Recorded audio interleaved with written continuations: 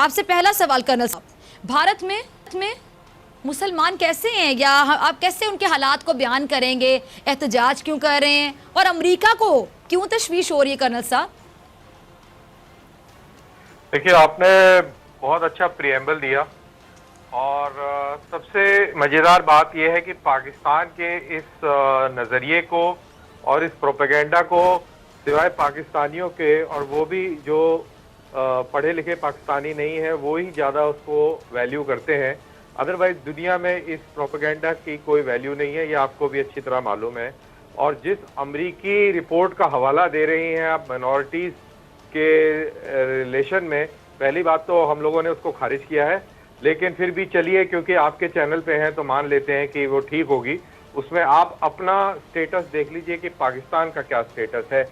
और आज हम बात कर रहे हैं तो कल ही एक रिपोर्ट आई सिंध में, कैसे एक बच्ची को, हिंदू बच्ची को अगवा करके और कैसे उसको मुसलमान बना के और किसी लड़के से शादी कर दी। तो ये पाकिस्तान के अंदर एक आम हालात हैं।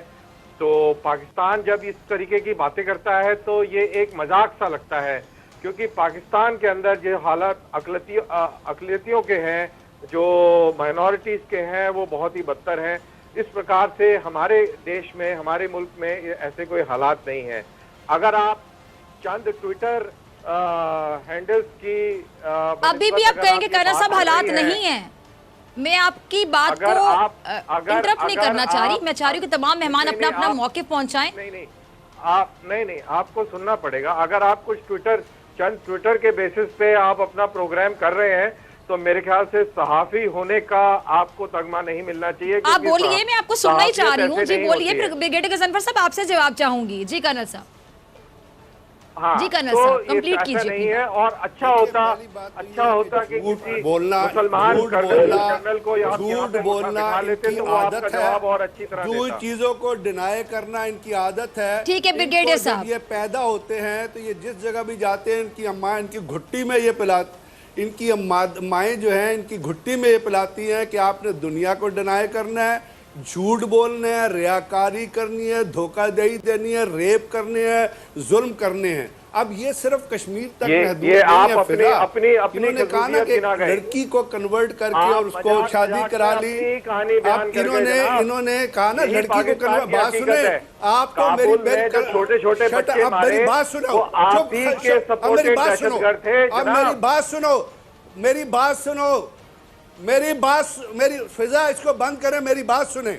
ये जी ब्रिगेडियर साहब कंटिन्यू। कर्नल साहब आप जरा बात तो सुन लीजिए ना, उन्होंने आपकी बात बड़े तहम्मुल से सुनिए, आराम से सुनिए, अपनी बारी पे बोलिए। इन्होंने तो मेरी बात सुने, इन्होंने ये झूठे आदमी, ये मक्कार आदमियों की बात सुनेंगे ना। कर्नल साहब आप उनकी बात तो सुनिए ना, आप आर्गुमेंट से बात कीजिएगा कर्नल साहब, अपनी बारी पर प्लीज।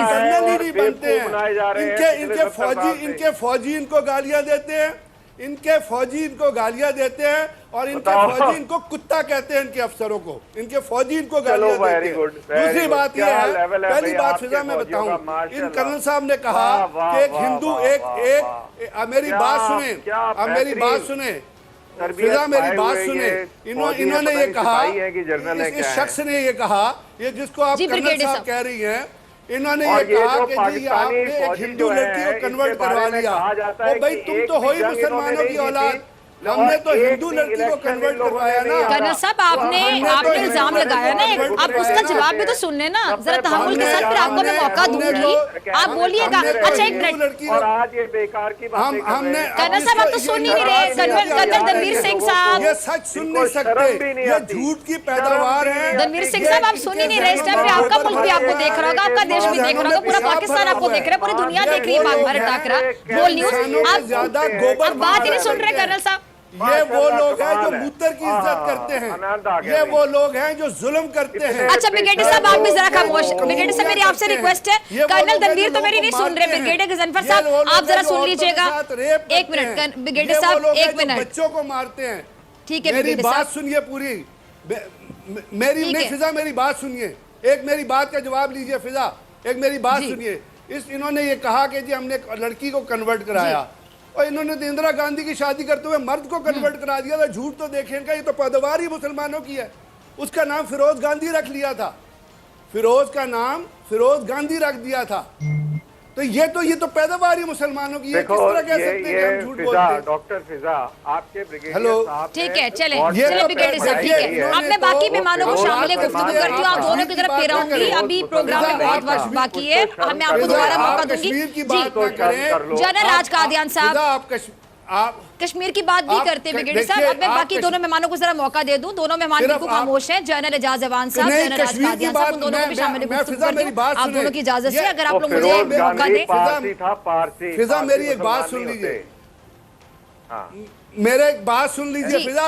ये तो मुसलमानों को कन्वर्ट कराते हैं। राजीव गांधी मुसलमान की पैदावार, इंदिरा गांधी को उठा के देख ले किस किस से ताल्लुकात रहे, नेहरू को। अच्छा ब्रिगेडियर साहब, अब आपके ज़हन में जो पॉइंट आप लिख लीजिए, मैं आपको मौका दूंगी किसी पे बात कंटिन्यू करेंगे। जनरल राज कादियान साहब, जनरल साहब ब्रिगेडियर साहब, एक मिनट ब्रिगेडियर साहब, मुझे मौका दें। कर्नल रणधीर सिंह साहब, मुझे जनरल राज कादियान को शामिल गुफ्तगू करना है। की पैदावार है।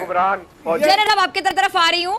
पहले मुसलमानों पे लव जिहाद का इल्जाम लगाया गया, अब भारत में मुसलमानों को कोरोना जहाद के नाम पर तशद्दुद का निशाना बनाया जा रहा है। ऐसी ऐसी चीजें हमारे सामने आ चुकी हैं, ऑन रिकॉर्ड है। अब तो यूपी पे तमाम चीजें आ जाती हैं, कुछ छुपा नहीं सकता। मुझे बताएं कि अब आपके देश में कोरोना भी जो फैल रहा है वो मुसलमान फैला रहे हैं। ये किस किस्म की नफ्सियात है जनरल साहब, जरा समझा दें।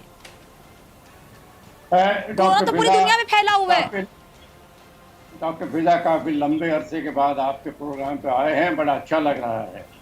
और मैं अभी भी फिर उम्मीद जाहिर करता हूं कि दोनों पड़ोसी मुल्क जिनमें बहुत सारी समानताएं हैं, रहन सहन की, लैंग्वेज की, खाने पीने की, कि रिश्तों में सुधार आए और ये बॉर्डर खत्म हो जाए। लेकिन हमारी जिंदगी में ऐसा शायद नहीं होगा। अभी जो आपने कई पॉइंट बताए, तबलीगी का आपने जिक्र किया। जनरल साहब रियलिटी को रियलाइज करेंगे, हकीकत जनरल साहब हकीकत को रियलाइज करेंगे, फिर ताल्लुकात बेहतर होंगे ना। अगर आप कर्नल साहब जैसे लोग बिठाएंगे जो ट्विटर अकाउंट और उसका जिक्र करें, फिर ताल्लुकात किस तरह ठीक होंगे? अच्छा ब्रिगेडियर साहब, आप सुन ले राज कादियान साहब की बात। नॉलेज ही नहीं होती और बुनियादी तौर पर जाहिल होते हैं। हुक्मरानों को ताल्लुकात ठीक करने का मतलब है कि ब्रिगेडियर साहब, आप उनको मौका दें, मुझे जनरल एजाज अवान साहब का मौके भी चाहिए। मैं आपकी तरफ आती लोगों को बिठाएंगे। जी जनरल राज कादियान, अब सिर्फ राज कादियान साहब बोलेंगे। प्लीज मेरी रिक्वेस्ट है तमाम मेहमानों से, अपनी अपनी बारी पे बोलिए, अपनी बारी पे बोलिए। वैसे में मैं क्या करूं, अपनी अपनी बारी पे बोलिए। आप तमाम लोग बहुत सीनियर हैं, प्लीज। की लड़ाई लड़ी होगी तो आपने हमारे लंगरों में रोटी तोड़ी होगी, तो आपने हमें क्यों बुलाया? हमने थोड़ी। राज कादियान साहब, आप बोलिए प्लीज। अगर बोलना शुरू करेंगे तो वो दोनों खुद ही खामोश हो जाएंगे। हमें बुला लो, हमें टीवी सर, मैं आपकी रोटी पे हमें कोई दिलचस्पी नहीं है। और पाकिस्तान आप जैसों की रोटी पे जनरल एजाज अवान साहब, कुछ तो शर्म कर लो यार। आप तमाम मेहमान मेरे लिए काबिल मोहतरम हैं जो पाकिस्तान से हैं, वो भी इंडियन पैनलिस्ट भी। प्लीज मेरी आप सबसे रिक्वेस्ट है कि बारी का इंतजार कीजिए, बारी बारी सबको मौका मिलेगा बात करने का। कर्नल रणवीर साहब प्लीज, ब्रिगेडियर गजनफर साहब प्लीज खामोश हो जाइए। जनरल राज कादियान साहब को बोलने का मौका दीजिए। जिनसे मैंने सवाल पूछा बेचारे चुप हैं। जनरल राज कादियान साहब अपनी बात को कंप्लीट कीजिए, फिर जवान साहब की तरफ आती हूँ। सबको मौका देती हूँ। मेरी रिक्वेस्ट है कि प्लीज एक दूसरे की बात सुनिए, इस तरह किसी को समझ नहीं आएगी कि कौन क्या कह रहे हैं। प्लीज जी राज कादियान साहब। मैं एक बार फिर ये उम्मीद जाहिर करता हूँ जो पहले भी कहा था कि जिसमें दोनों मुल्कों में शक व सुबह या बदगुमानी ना रहे और दोस्ताना ताल्लुकात हो। लगता नहीं है कि हमारी जिंदगी के दौरान ऐसा कुछ होगा, लेकिन उम्मीद फिर भी है। आपने 3 पॉइंट दिए जिसका जिक्र किया। एक तो तबलीगी का जिक्र किया आपके पैनलिस्ट ने, ब्रिगेडियर साहब ने। हिंदुस्तान में जो भी कोरोना को फैलाने का जुर्म करता है वो जुर्म के नाम से देखा जाता है, मजहब के नाम से नहीं। हमारे सिख भाई भी महाराष्ट्र के नांदेड़ गुरुद्वारा से कुछ कोविड के अफेक्टेड लोग लाए थे, उन पर भी ये इल्जाम लग रहा है। तो ये नहीं कि इल्जाम तबलीगी पे लग रहा है क्योंकि मुस्लिम है, लेकिन उन्होंने हुक्म की तामील ना करते हुए मीटिंग की थी, जबकि हुक्म था कि गैदरिंग नहीं हो, तो वो कसूरवार है, उनके खिलाफ केस चलेगा। अगर सिख भी ऐसे कसूरवार मिले, तहकीकात होएगी, उन पर भी वही केस चलेगा। तो मजहब का इसमें कोई लेना देना नहीं। दूसरी बात, आपके ब्रिगेडियर साहब ने या आपने अपने प्रीएम्बल में सीज फायर वायलेशन का जिक्र किया था। देखिए, सीज फायर वायलेशन का कोई मकसद होना चाहिए। हिंदुस्तान के पास क्या मकसद है कि हम सीज फायर को वायलेट करेंगे? हमारा सीज फायर लाइन के उस तरफ कोई इंटरेस्ट नहीं है, ना हम इन्फिल्ट्रेटर भेजना चाहते हैं। अगर वो मकसद है तो पाकिस्तान का है। आप चाहे कोई भी नजरिया रखें, हर हिंदुस्तानी के दिल में ये यकीन है कि सारी सीज फायर वायलेशन पाकिस्तान की तरफ से हो रहे हैं, भारत तो सिर्फ जवाब दे रहा है। दूसरा, आपने यादव का भी जिक्र किया, कुलभूषण का, फिर वही पूरा हिंदुस्तान इस बात को मानता है कि वो एक रिटायर्ड नेवल ऑफिसर था जिसको पाकिस्तान ने ईरान से पकड़ के ले आया, उस पर झूठा इल्जाम है। आप चाहे उसको माने ना माने, वो अलग बात है। इंटरनेशनल कोर्ट ऑफ जस्टिस ने भी आपको कहा है कि आप इसकी दोबारा तहकीकात करवाएं।